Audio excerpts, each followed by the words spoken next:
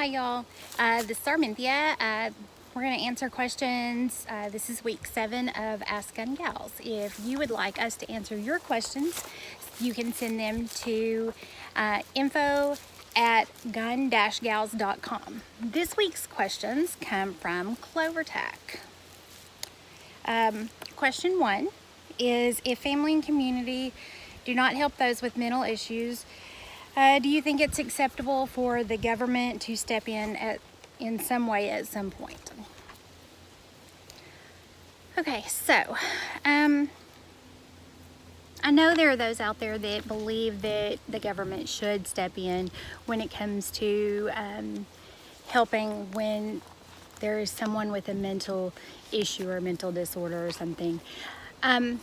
However, my question is, at what point do we say, okay, this is where we draw the line. This is where we don't want you stepping in. If you let them in so much, at what point do we say, okay, government, we've had enough. We don't want you stepping in any further. I realize that taking care of someone with a mental disorder or mental issues can be extremely frustrating. It can be extremely draining. It can be mentally draining, even though it may not be physically draining. Sometimes people with mental disorders, they don't realize it, but they've pushed away the very people that are trying to help them. It can be difficult. However, should the government step in? Possibly at some point. I feel maybe so, but there should be terms at that point. But again, at what point do we say the government is stepping in too much because we want our freedom? We don't want the government stepping into everything that we do. Is that not part of what we're all about? We're all about our freedom. And if somebody's out there saying, oh, the government needs to take care of that, the government needs to take care of that, at what point do you say no? So I feel that we as a family, we as a community, if you see somebody in need, that we really should step in as a family or as a community first, as opposed to government.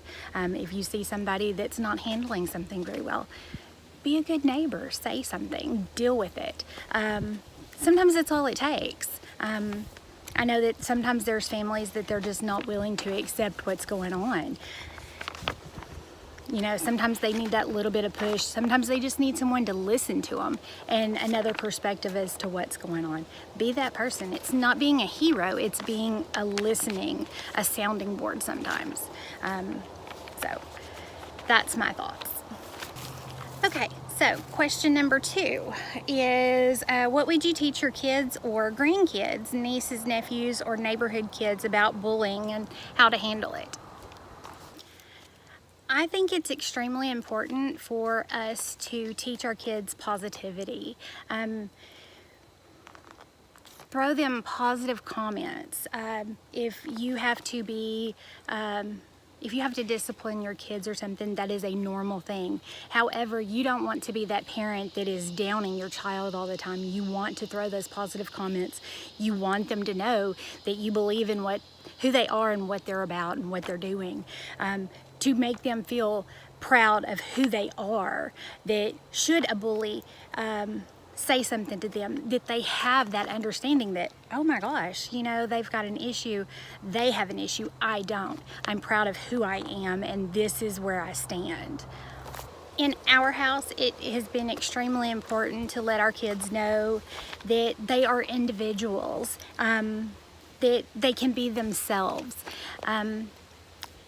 that they don't have to follow everybody else. They don't have to be a sheep. We had rather them be leaders rather than followers. And if that means that they want to do their own thing, that's what they need to do. In our house, we are not okay with physical violence. We had rather you tell someone. Yes, I have had to be that parent to step in and say, look, your child has been a bully and we're not gonna take it. You can deal with it, or we can go higher than this to deal with this.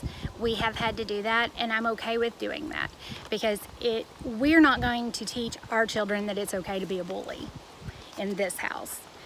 And I plan to do the same with my grandbabies. So. Also be a parent that your children can talk to, or your grandkids, your nieces, nephews, whatever. Be that aunt, uncle, grandparent that the kids want to confide in. Maybe they can't tell someone else what's going on, but they can tell you. Be that parent. Have that open communication so that they're not afraid to tell you what's going on.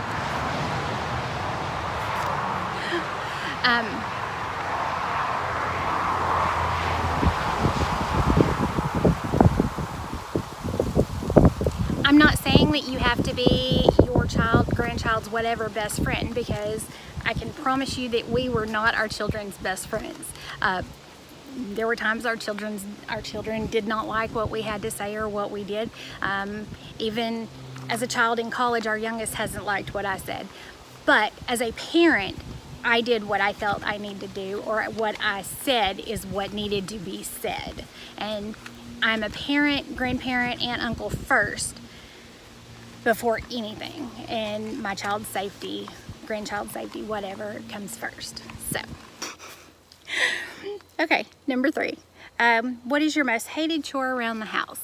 We've already addressed this one. My most hated chore is typically the bathroom. Our youngest daughter's been home for 3 weeks. She just went back to college. I can promise you everything is my most hated chore because everything has tripled.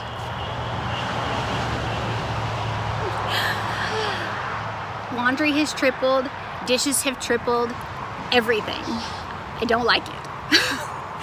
So, there's that.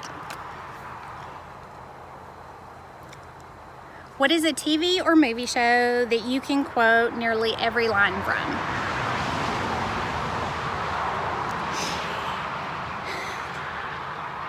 In our house, our kids pretty much were raised with Friends on in the background no matter what. My kids still post lines from Friends on Facebook. They tag us. It's hilarious. So, and then they'll be like, oh my gosh, I have to go watch this episode. Friends is one of our top things that we quote. Also, that 70s show, How I Met Your Mother. Those are 3 of our top TV shows, and like I said, we have them and they're pretty much on. One of those 3 usually is on either in the living room or in the bedroom all the time. So it's just a random thing. Movies, we enjoy movies, but we don't necessarily quote them with each other back and forth. We have different movie taste a lot of the time, so that is different. So. Okay, the last question is, what is the strangest thing you have ever eaten? This is a little different. I'm going to go with anything that my husband has ever cooked, simply because he doesn't really realize that there are spices out there, and it's very different.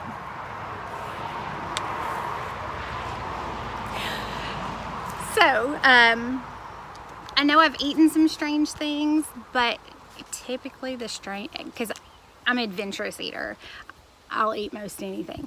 But the strangest things I've ever eaten are typically things that my husband's tried to make, and they are just not always the greatest. He's got this soup that some of my kids love it. The oldest daughter loves it. One of his cousins loves it. Oh my gosh, it's so gross. It's strange. It's very strange. Yeah, I'm gonna go with that. Anyway. Thank y'all for joining us. If you would like for us to answer your questions, be sure and drop us an email at info@gun-gals.com. Thank you for joining us, and we'll see you later. Bye.